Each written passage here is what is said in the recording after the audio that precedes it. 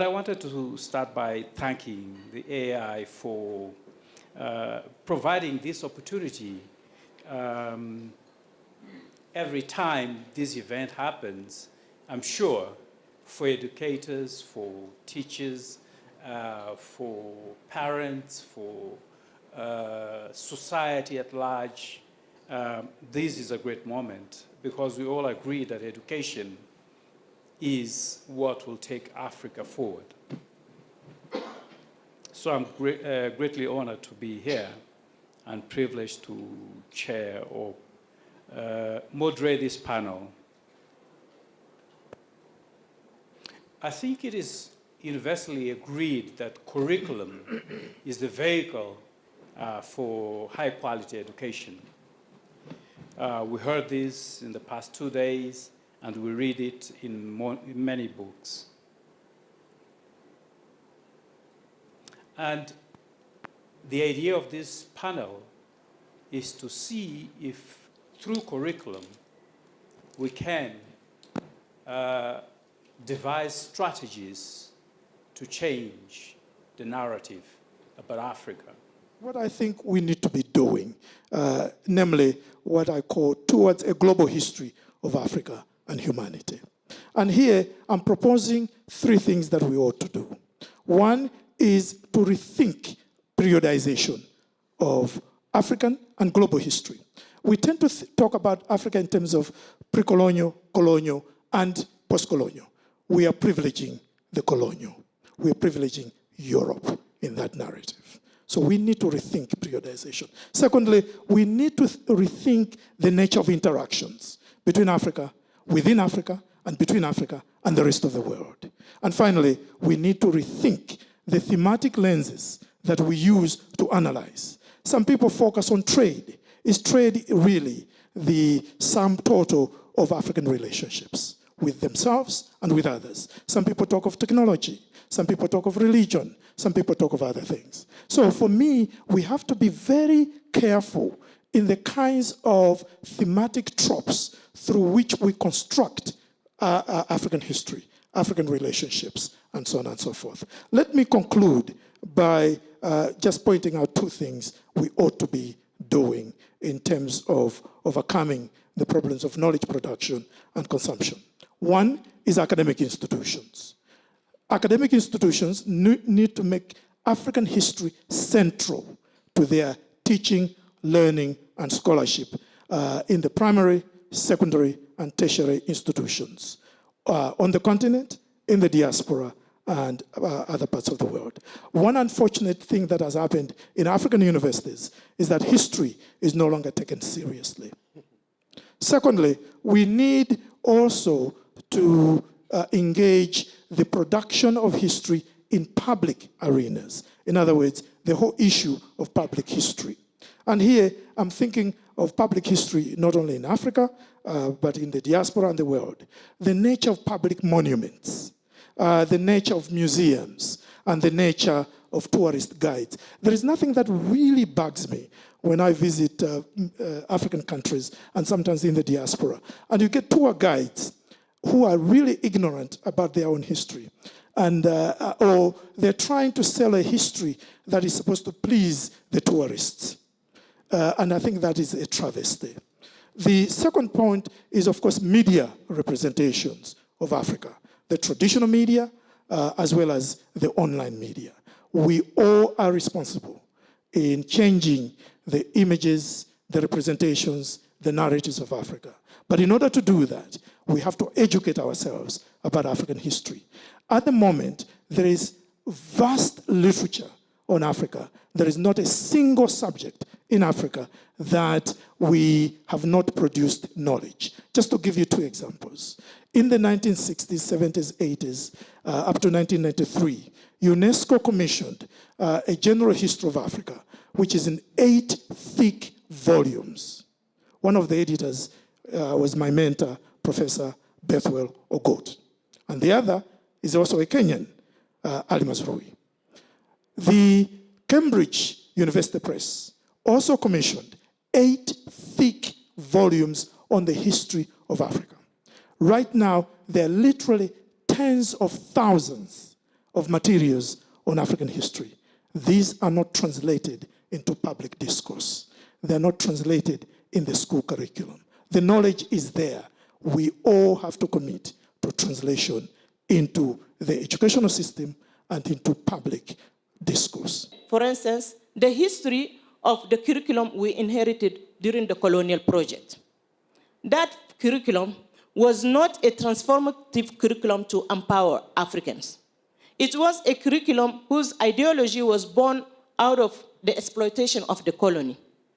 Now, in the post-colonial dispensation, what should have happened is to learn from the lesson of the past, to say the aim of this curriculum was different in terms of building African society so that African can benefit from that.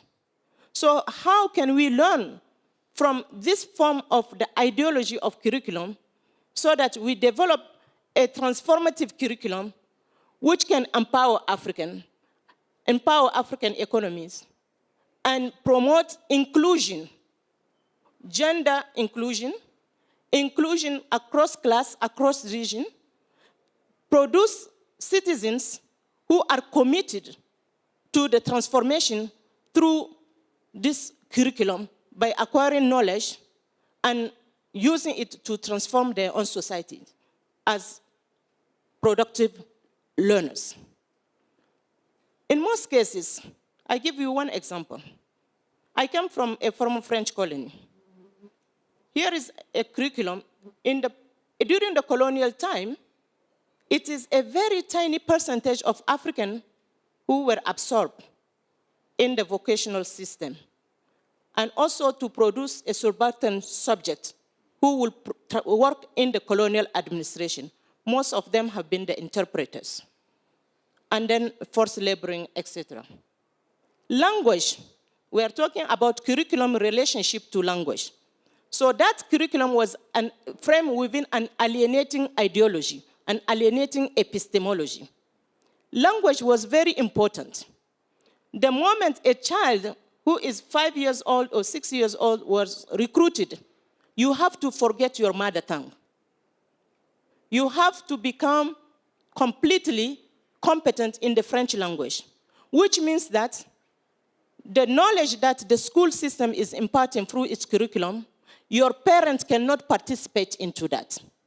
So that the alienation, the school system produced an alienated subject, an alienation from your own parents, your own communities, because if your parents don't speak the language, which is now the language of authority, it means that the child becomes now more powerful than the parent. And how can you construct a society where a child who is supposed to be guided by the parents is embracing values to which the parents cannot participate? Now we have to speak to those who deal with daily communication, with issues related to communication. Can we start with Claude? Thank you. As I told you a few minutes ago, my position is very special because in France, the problem of curriculum is peculiar, because African-American studies in that country does not exist, and for the moment cannot be created. So I'm in the situation of Mr. Gates when he was fighting to create in Harvard his famous department. In fact, in France, we are in the 70s. Exactly. So when you are a teacher, a scholar of African descent in France, you have 3 solutions. You can try to make a career in the system, which is a colonial system. I'm sorry the name is different, but instead of African American studies, we have overseas history studies, Francophonia studies, or things like that. But it's absolutely impossible to work in the institution. The second solution, if you want to make a career, you risk schizophrenia when you are of African origin. The second solution is to leave the country and to go to, for example, to the United States to be in a position to work. The third solution is mine. I did not leave my country, and to try to create what does not exist. And so where we are now in terms of the curriculum and literary production is that it unfortunately has become a hustler's paradise, because in the sense that it is a place in which you want to get your text on, because literature has become commodified. It is a very lucrative area to follow. And following on from that, what are immediate things that I think that we could do to try and solve these issues? Number one, obviously, I think that we need to decommodify narratives and literature in particular. If there are texts that are being produced that are important for people's sense of self and imagination and constructing an idea of who we are as people, they should not be cultural goods and products. That should be essentially a cultural service to the nation. And so we should decommodify books, basically, by zero rating, and a number of other things that government can do. Number two, I think, is we have new paradigms and knowledge banks. So as a literary producer, I'm thinking of the present now as the future. What we're creating now as a repository for the archive that we keep referring to.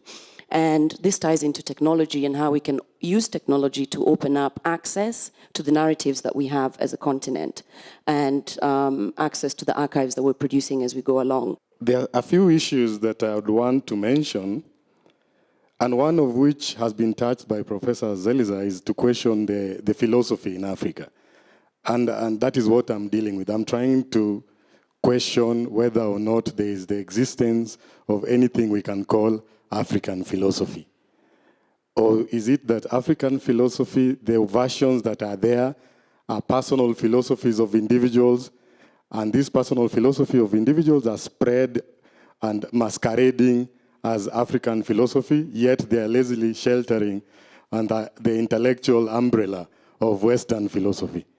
So in journalism, I'm trying to investigate that, because people like Nyamjo are arguing that for you to be a journalist, in fact, they're saying journalism is a Western attribute. So for you to be a journalist in Africa, first and foremost, like a container, you have to be dewatered from culture as tradition and identity, and be filled afresh with the tested sparkles of culture as modernity and fashion. And then you become a journalist. I wanted to go now to Tracy. Are we making sense of it all? Good afternoon, ladies and gentlemen. My name is Tracy Wafula. I'm a current student in USIU, undertaking a degree in Information Systems Technology.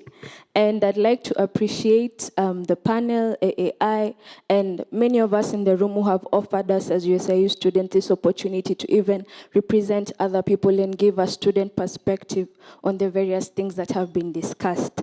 I have had some very heavy terms that I will look up after. And initially, when I was assigned the topic, I went ahead and researched. And something that the moderator mentioned is that, will we ever decolonize our minds? What I did, personally, I looked at other countries. I looked at countries that are being ranked as best in education, and I compared them to Kenya. And I advocated for their systems in Kenya.